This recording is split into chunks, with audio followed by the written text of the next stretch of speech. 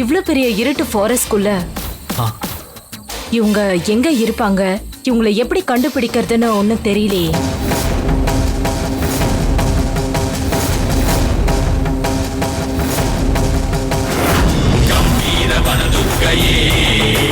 ஜய வீர ஜய துர்க்கையே காமாட்சி மீனாட்சி மகமாயியே அங்காளி செங்காளி அங்காரியே தூண்டாமணி விளக்கில் கனகோபம் காட்டுகிற சண்டி சமுண்டி பகவதி தாயே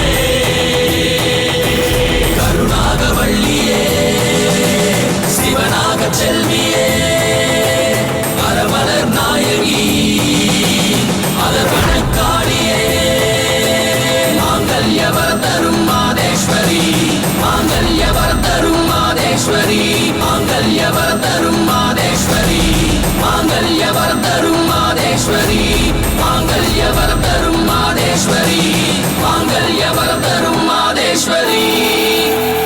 இங்க பாருங்க. ஓம்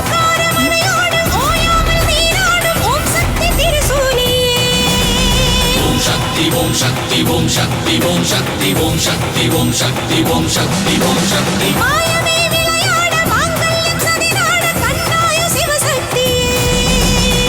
சக்தி ஓம் சக்தி ஓம் சக்தி.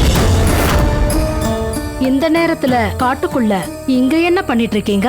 இல்லம்மா, ஒரு முக்கியமான விஷயத்துக்காக நாங்க இங்க வந்திருக்கோம். ஆமா, நீங்க யாரு? இந்த நேரத்துல நீங்க இங்க என்ன பண்றீங்க? என்னோட பேரு எல்லையம்மா. இது என்னோட இடம். இந்த எல்லையில தான் நான் இருக்கேன். பக்கத்துல இருக்கிற அம்மன் கோவில்ல பூஜையை முடிச்சிட்டு இப்பதான் வந்துகிட்டு இருக்கேன்.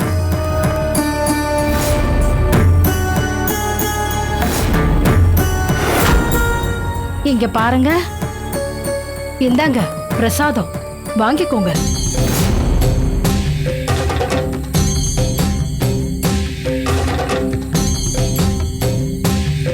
இந்தாங்க.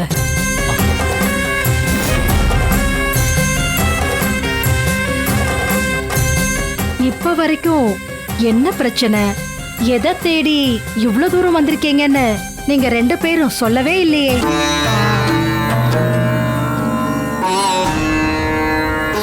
அம்மா, இவரோட மனைவிய காணோமா? அவங்கள தேடிதான் நாங்க இங்க வந்தோம். பொண்ணுங்களை கடத்துற யாரோ ஒரு கேங் அவங்கள கடத்தி இருக்காங்க. அப்புறம் உங்ககிட்ட கேட்கணும்னு நினைச்சிட்டு இருந்தேன். நீங்க எப்பயாச்சும் ஒரு தடவை தான் இங்க பூஜை பண்ண வருவீங்களா, இல்ல டெய்லி இங்க பூஜை பண்றதுக்காக வருவீங்களா?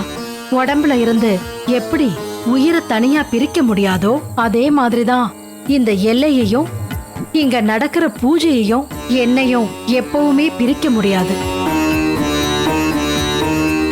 இது என்னோட இடம். இங்க பக்கத்துல தான் என்னோட வீடு இருக்கு. ஆனா இங்க இருக்கிற காட்டுக்குள்ள எந்த ஒரு வீடும் கிடையாது. இங்க இருந்து கிழக்கு பக்கம் ரோட்டை பிடிச்சு 100 மைல் போனீங்கன்னா ஒரு பாலடைஞ்ச பங்களா இருக்கு. பாலடைஞ்ச பங்களா ரோட்ல கவனமா போங்க. அந்த ரோடு ரொம்ப மோசமா இருக்கும். நீங்க இப்ப கிளம்புனாதான் காலையிலக்குள்ள போக முடியும்.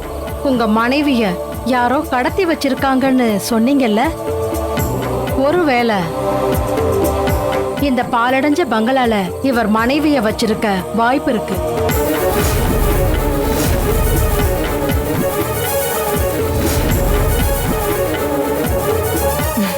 ரொம்ப நன்றிம்மா. என்ன செய்யறதுன்னு தெரியாம கண்ணை கட்டி காட்டுல விட்ட மாதிரி இந்த விசாரணை எங்க இருந்து தொடங்குறது, எதுல இருந்து ஆரம்பிக்கிறதுன்னு திக்கு திசை தெரியாம பயங்கர அப்படியே குழப்பத்துல இருந்தோம். நீங்க சரியான நேரத்துக்கு வந்து சரியான பாதைய எங்களுக்கு காட்டியிருக்கீங்க. அந்த எல்லையம்மன் மாதிரி நீங்களே வந்து எங்களுக்கு கரெக்டான வழியை காட்டிட்டீங்க. இந்த ஊரையும் இந்த மக்களையும் காப்பாத்துறதுதான் என்னோட கடமையும் உங்களோட கடமையும்.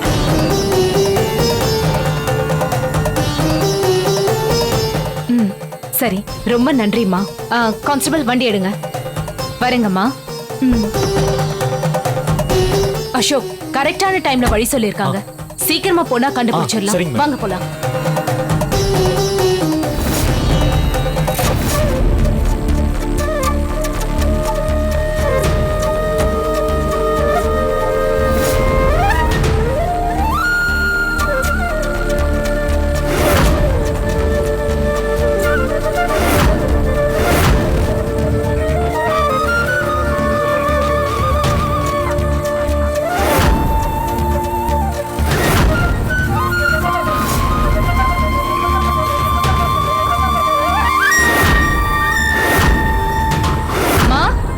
எல்லையம்மா, எங்க இருக்கீங்க? எல்லையம்மா,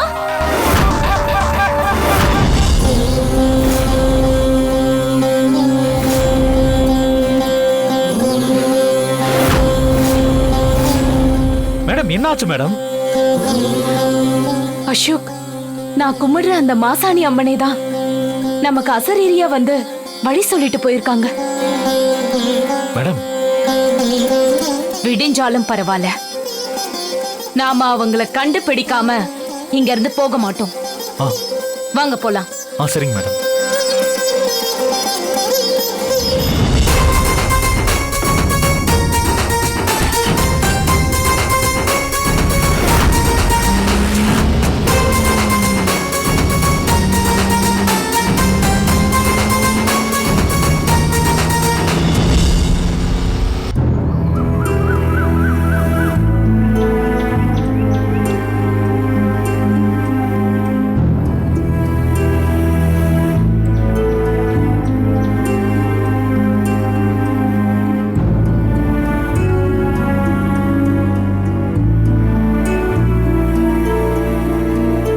அசோக், இல்ல மேடம் வேணாம். இப்ப நாம என்ன பண்ண போறோம் மேடம்? வண்டியில இருங்க சொல்றேன்.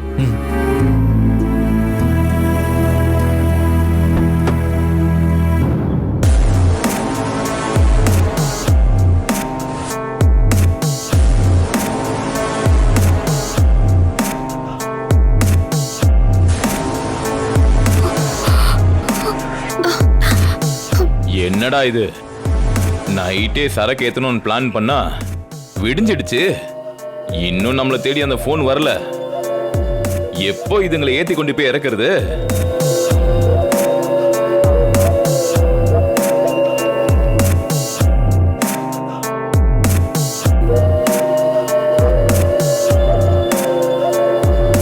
டேய், இப்பதான் நம்ம லீடர் கால் பண்ணாரு. நம்ம இங்க இருக்க இடம் போலீஸ்க்கு தெரிஞ்சிருச்சான். என்னடா சொல்ற? ஆமா, அவங்க ட்ராக் பண்ணி எப்ப வேணா இங்க வந்துருவாங்களாம்.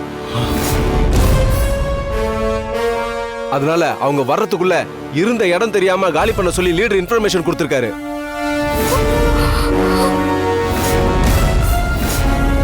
இங்க பாரு, போலீஸ் இங்க வர்றதுக்குள்ள நம்ம இங்க இருந்த இடமும் தெரியக்கூடாது, பொண்ணுங்க இருந்த தடயமும் தெரியக்கூடாது.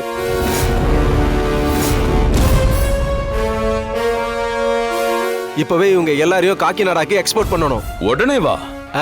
உடனே பண்ணாம நல்லா சாவகாசமா தூங்கி ஏச்சு அப்புறமா பண்ணலாமா? போலீஸ் வந்துடா முட்டா போயில. இங்க பாரு, நைட்டு பண்ண வேண்டிய வேலையை இப்ப பகல்ல பண்ண போறோம், அவ்வளவுதானே? போலீஸ்காரங்க ட்ராக் பண்ணி எப்ப வேணாலும் நம்மள வந்து கண்டுபிடிச்சிருவாங்க. அப்படி மட்டும் அவங்க கண்டுபிடிச்சிட்டாங்க, நம்ம கிட்ட இருக்கிற பொருள் எல்லாமே தன்னால போயிடும்.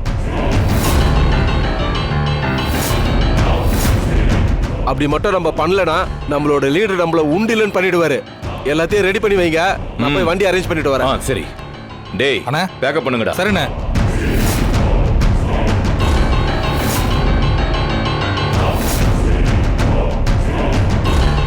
அவ்வளவுதான்க்கா, இனிமே நமக்கு வேற வழியே இல்ல. இவங்க கிட்ட நம்ம மாட்டிக்கிட்டோம்.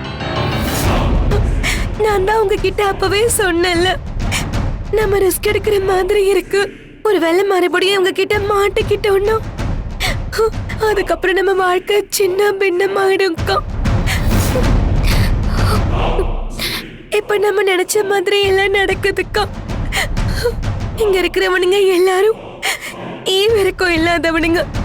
அவங்கள பொறுத்த வரைக்கும் பொண்ணுங்களை பிசினஸா பணமா மட்டும்தாங்க பாப்பாங்க. கமலி, ஏன் எப்ப பார்த்தாலும் பயந்துகிட்டே இருக்க? போலீஸ் நம்ம இருக்கிற இடத்துக்கு தேடி வருதுன்னா கண்டிப்பா என்னோட சின்னையாதான் அதுக்கு ஹெல்ப் பண்ணிருப்பாரு. என்னோட சின்னையாவும் போலீஸ் நம்மள கண்டுபிடிச்சிருவாங்கன்ற நம்பிக்கை எனக்கு இருக்கு. ஏய், என்னடி என்ன பண்ணிட்டு இருக்கீங்க?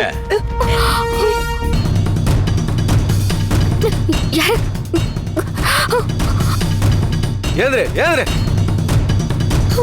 ஏய் தல, ஏய் சீக்கிரம் கட்ட ஊத்து விடுங்கடா.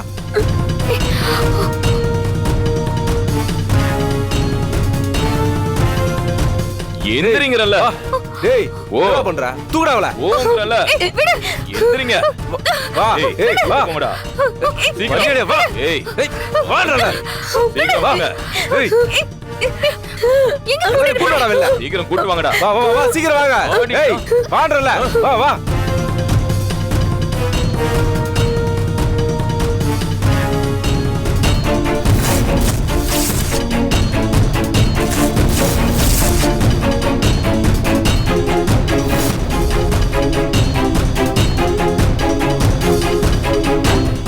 சீக்கிரம் போ. சீக்கிரம் வண்டியில ஏத்துங்க. ஏறு உள்ள. ஏய் போ. ஓடி உள்ள. வா வா வா சீக்கிரம் ஏத்து. ஏறுங்க. சீக்கிரம் ஏத்து, டக்குனு ஏத்து. போ, வேகமா நடங்க. ஏறுங்க. ஏறு உள்ள ஏறு. ஏய் போ. ஏறு. ஏறு உள்ள. யாராவது சத்தம் போட்டீங்க கொன்றுவோம் பாத்துக்க. ஏறுங்க. ஒரு சின்ன சத்தம் வரக்கூடாது. டேய் சீக்கிரம் ஏறுங்கடா.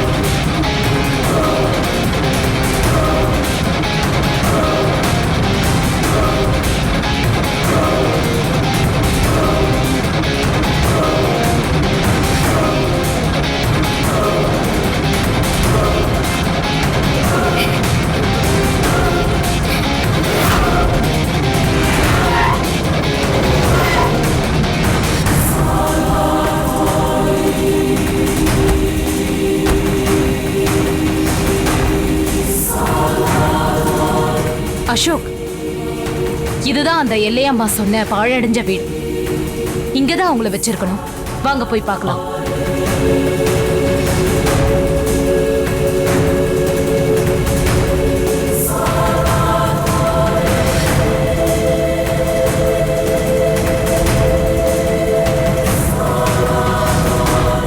அங்க பாருங்க, வாங்க.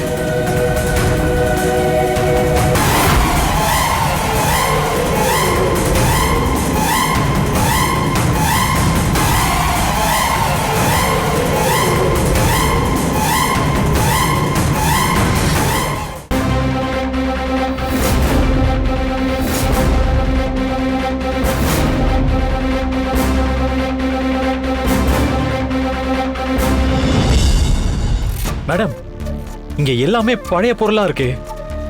என் துர்காவை எங்க கொண்டு போயிருப்பாங்க? ஒண்ணுமே காணமே இங்க.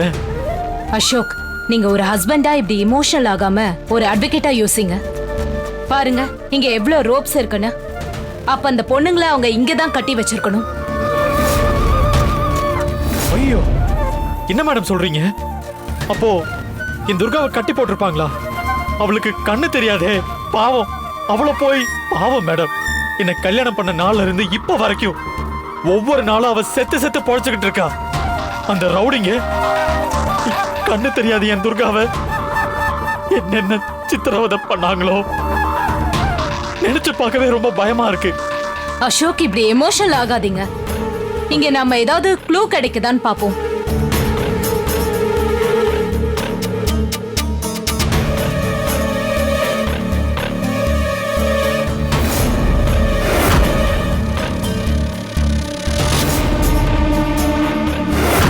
என்ன மேடம், அங்க ஏதாவது? இல்ல, அங்க ஒண்ணும் இல்ல. சரி, வெளியில வாங்க பாப்போம். மேடம், இந்த உலகத்துல கடவுள்னு ஒண்ணு இல்லவே இல்ல மேடம். ஆமா மேடம், என் துர்கா உருகி உருகி அந்த அம்மனுக்கு விரதம் இருந்து பூஜை பண்ணவ. ஆனா அவ இப்படி ஒரு நிலைமையில இருக்கும்போது அவளை காப்பாத்தணுங்கிற எண்ணம் யாருக்குமே வரலையே மேடம். இந்த வயசுலயே துர்கா அனுபவிக்காத சித்திரவதையே கிடையாது மேடம். ரொம்ப ரொம்ப பாவம் மேடம் துர்கா, ரொம்ப ரொம்ப பாவம். மிஸ்டர் அசோக், எமோஷனல் ஆகாதீங்க. உங்க துர்காவுக்கு எதுவுமே ஆயிருக்காது.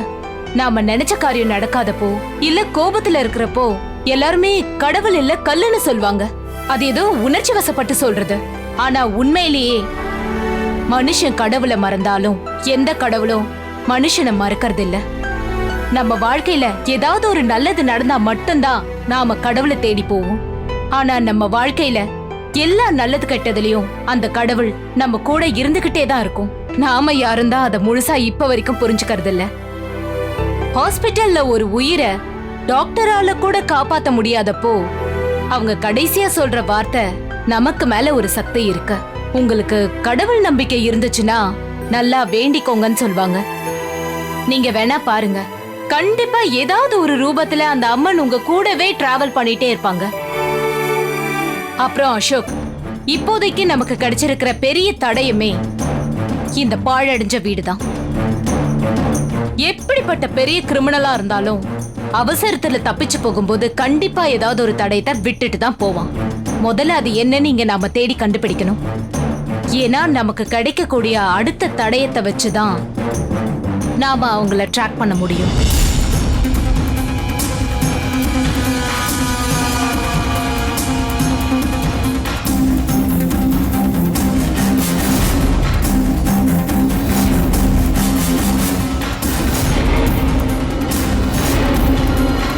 அசோக் மேடம், இங்க வாங்க.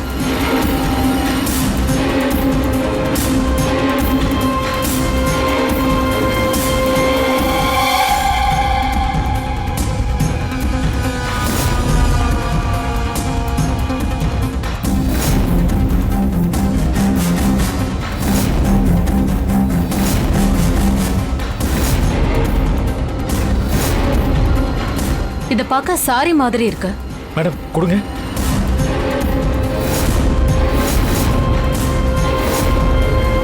மேடம், இது துர்காவோட சாரி.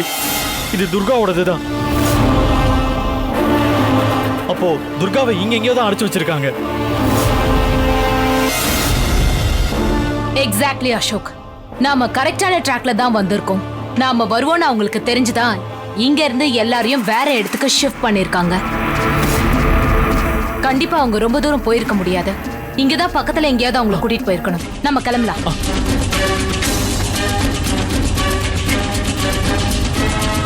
கான்ஸ்டபிள், வண்டி எடுங்க.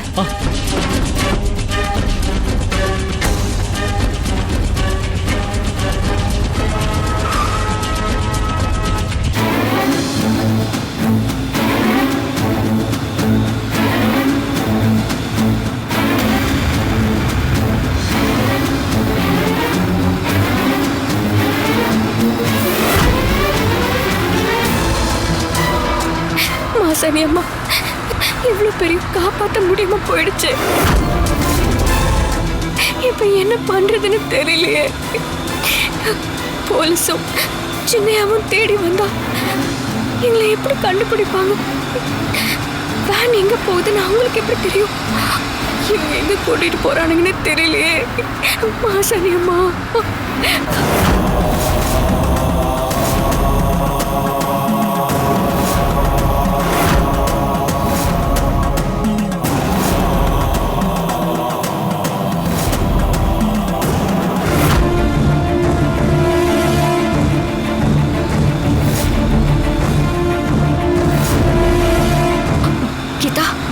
அந்த ரவுடிங்களா எந்த பக்கம் இருக்கானுங்க? நம்மள பார்த்துட்டு இருக்கானுங்களா? இல்லக்கா, அந்த பக்கமா திரும்பி உட்கார்ந்துருக்காங்க. சரி கீதா, எனக்கு ஒரே பெயிண்ட் வாசனையா வருது. இங்க ஏதாவது பெயிண்ட் இருக்கா பாரு. கொஞ்சம் கவனமா பாருங்க.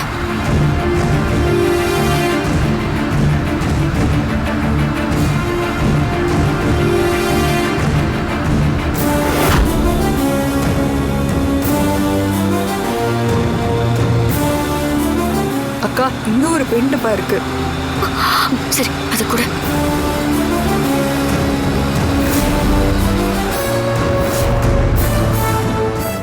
அக்கா இந்தாங்க அக்கா.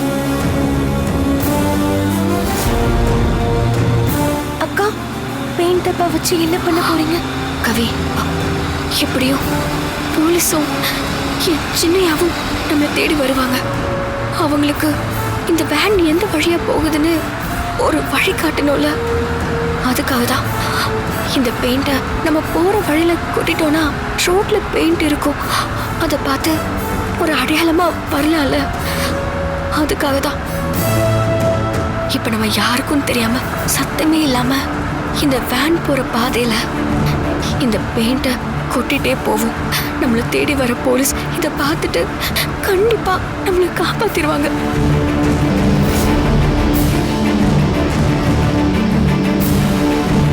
கீதா அக்கா, அந்த ரவுடிங்க நம்மள பாக்குறாங்களா இல்லையான்னு கொஞ்சம் கவனிச்சு சொல்லிக்கிட்டே இருங்க.